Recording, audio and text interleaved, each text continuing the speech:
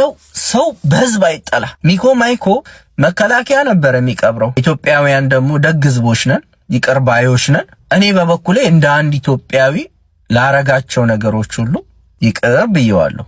ዓላማው እውነተኛ ነገር ከሆነ ከዚህ በኋላ ማህበረሰብን ህዝብን የሚጠቅም አይነት ነገር ይዞ የሚመጣ ከሆነ አሁን ይቅር ብየዋለሁ። ነገሮችን አይቼ ደግሞ ይቅርታዬን አነሳለሁ። እናንተሳ ምን ታስባላችሁ? በእውነት ሚኮም እኔ የሶሻል ሚዲያ ምን እንደሆነ ያወቅኩት ፕራንክ ምን እንደሆነ ያወቅኩት በሱ ነው። ምን አይነት መንፈስ አይምሮ ላይ ገብቶ እንደሆነ እሱና ፈጣሪ ነው የሚያውቁት። አንዴ ደግሞ ማናጀር ነበር ቦሌ ከቤት ቤት መደዳ ነው እንጂ ክላስ ዋን ባይ የዛሬ ስንት ዓመት ነው ያኔ እንግዲህ ከተማው ቲክቶከሩ በሙሉ እኔ ቤት ነበር ቪዲዮ ይሰራ ነበር። ዛሬ ትልቅ ደረጃ ደርሰው ባይተውብኝ ደስተኛ ነኝ። እንደ ወንድሞቼ ነው የማያቸውና ልክ እንደዚህ አይነት ትሬንድ ውስጥ በዩቲዩብ በማገኙ ብዙ ነገር አደረግ ነበር ፈጥራለሁ። በወር ለምሳሌ 20 ሰራተኛ የቀጠርኩ በጊዜ አለ።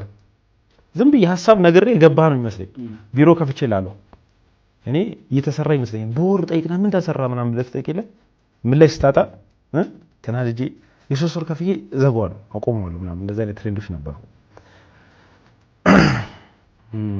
ከዛ በኋላ በዩቲዩብ ትሬንድ እንግዲህ ያኔ ጦርነት ተነሳ። አይ ቲንክ የሰሜን ጦርነት እንዳዩ ኢትዮጵያ ውስጥ ደግሞ ኢትዮጵያውያኖች ሁላችንም ሁሉም እንበል የሆነ ጩኸት ምናምን ነበር። ያኔ ወደ ኋላ አልኩም ደግሞ ነው እንደም ያው ሚዲያ አይደለም ሁሉም ሰው የተባለበት ሰዓት ነው። ዛሬ አንዳንድ ነገሮች ሲገቡ ብታዝንም እንግዲህ ያፈጠርከው ነገር ነው። ያንንም እንግዲህ የሚዲያው የመጀመሪያው ችግር ፈጠረብን።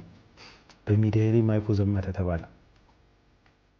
ወደ 70 በሬ ተጭኖ የሄድንበት ዓላማ መከላከያን እንደግፍ ነው ታስቦት። ከዛ በኋላ አልጎሪዝም ትንሽ ተንገጫገጨች። እኔ ኢትዮጵያ ልክ ከዛ ሄደን ስንመለስ ሁሉ ብዙ ደስ የሚለው ነበር መሰለኝ። ልክ ስለዚህ ብዙ ጓደኞቼ ምናምን የሚከፋቸው ምናምን አገኙ። አይደል ያረኩ ነገር ልክ አይደለም እንዴ? ነፍሱን ይማረ ማዲንጎ በዚህ አጋጣሚ ትንሽ የሽጉጥ ይዞ ሊመጣ ቤት ማይኮይ አሁን ያለሽበት ነገር ችግር ስለሆነ አለ ድንገት የሆነ ነገር ከማሰደረስ አወር ሰው የተሰኩሳል አይደል? የኔም ፖዚቲቭ ወይ ነው ያዩት ኔጌቲቭ ነገር ኮሜንቶች ለመጀመሪያ ጊዜ በህይወቴ ያኔ የገጠመኝ ዛሬ 5 ዓመት ማለት ነው 4 ዓመት ያው ነው አሁን 4 ዓመት ወይ 5 ዓመት በህይወቴ እኔ ሚዲያ ተበጣበጠ ደነገጥኩ። ልጅ ነኝ ከሚዲያው ላይ አንተና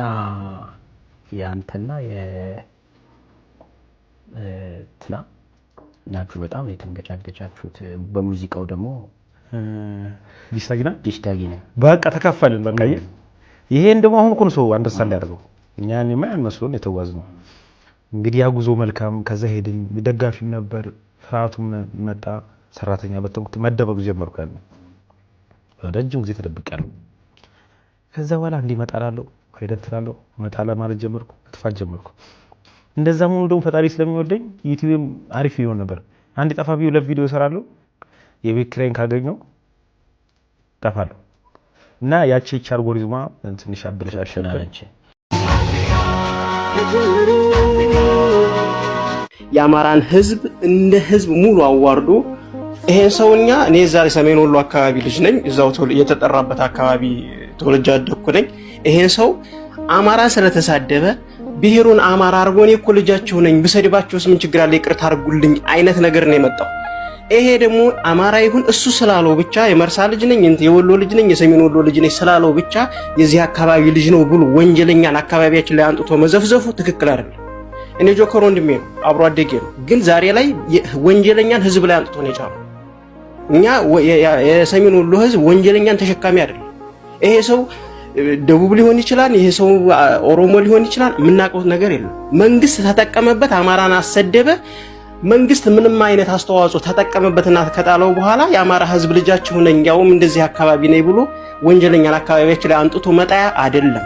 የሰሜን ወሎ ህዝብ ጀግና ተኳሽ እንጂ ወንጀለኛ ደባቂ አይደለም። ወንጀለኛ የምንሸከምበት አናቀውም። ሲጀመር አባቱ ይሁን ምን ይሁን አናቀም። ይሄ ሰው ወንጀለኛ ነው። ህዝብን እንደ ህዝብ 60 ሚሊዮን 55 ሚሊዮን ህዝብን አዋርዶ የሆነ አካባቢ ላይ አንጥቶ ወንጀለኛን መጣል እኔ በግልም የምነግረው ነው ትክክል አይደለም። ወንጀለኛን አካባቢያችን ላይ አንጥተህ አትጥልም።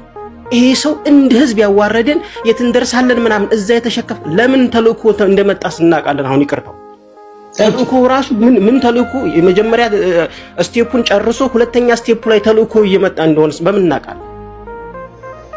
አማራነቱን የሰሜን ወሎ ሰውስ ቢሆን ይሄት ነው የምናውቀው። ሲጀመር ይሄ ሰው ማን ነው? አባቱ ማን ነው? እንደውም ሰሜን ወሎ ከሆነ አባቱን ቤተሰቦቹን በደንብ ማወቅ እንፈልጋለን።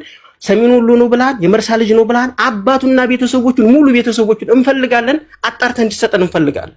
አማራን የሚያዋርድ የሰሜን ወሎ ህዝብ ሰው ካለ አባትየው አባት ነኝ የሰሜን ወሎ ሰው ነው ብላችኋል። ቤተሰቦቹን ማወቅ እንፈልጋለን። ሙሉ የአማራን ህዝብ ያዋረደን ሰው የሱ ልጅ ከሆነ አባትየውን ማወቅ እንፈልጋለን እንደ ህዝብ። ወንጀለኛን ግን አካባቢያችን ላይ አንጥተህ አትጥልም።